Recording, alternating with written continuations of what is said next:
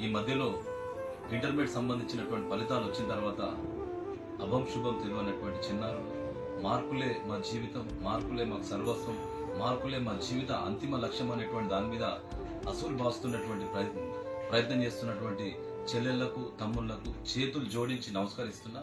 ఈ మార్కులు అనేటువంటిది ఒక నంబర్ మాత్రమే, ఇది జీవితం కాదు. ఇంకా మన జీవితంలో చాలా సాధించేవి ఉన్నాయి.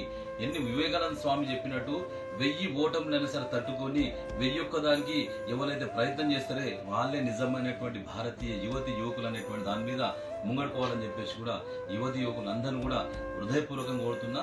ఈ మార్కులతోని చుట్టాలు పక్కాలు వాళ్ళు వీళ్ళు ఏదో ఇన్సల్ట్ చేసి ఓడి ఫెయిల్ అయిపోయినావు, నీ ఇట్లయిపోయింది అట్లయిపోయింది దయచేసి చెప్తున్నా కదా, తల్లిదండ్రులకు కూడా నేను చేతులు జోడించి తెలియజేసుకుంటా. ఆ చిన్నారులు వాళ్ళకి అభం తెలియదు, శుభం తెలియదు.